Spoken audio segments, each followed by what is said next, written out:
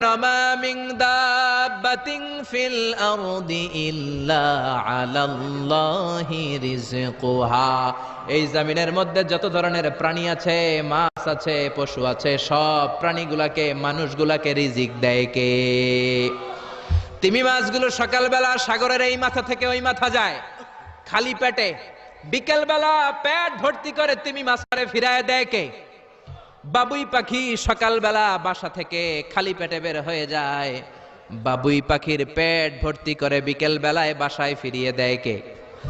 রিকশাওয়ালা সকালবেলা আল্লাহর নাম নিয়ে খালি পকেটে রিকশা নিয়ে বের হয়ে যায়, বিকেল বেলা রিকশাওয়ালার পকেট ভর্তি করে রিকশাওয়ালাকে বাড়িতে ফিরায় দেয় কে?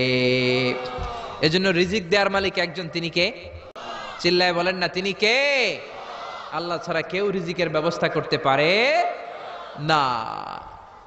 সাইয়েদনা সুলাইমান আলাইহিস সালাম ছিলেন গোটা বিশ্বের বাদশা, চারজন বাদশা। তো সুলাইমান আলাইহিস সালাম আল্লাহর জলিল কদর পয়গম্বর, আল্লাহরে বললেন, আল্লাহ তুমি আমার গোটা বিশ্বের বাদশা বানালা, আমি চাই একদিন আমি গোটা বিশ্বের সব মানুষ, প্রাণী আর মাছগুলোকে লাঞ্চ খাওয়াবো। লাঞ্চ কি খাওয়াবো? লাঞ্চ বুঝেন তো আপনারা? মানে কি? দুপুরের খাবার। আচ্ছা, তো সাইয়েদনা সুলাইমান আলাইহিস সালাম ইচ্ছা পোষণ করলেন, আল্লাহ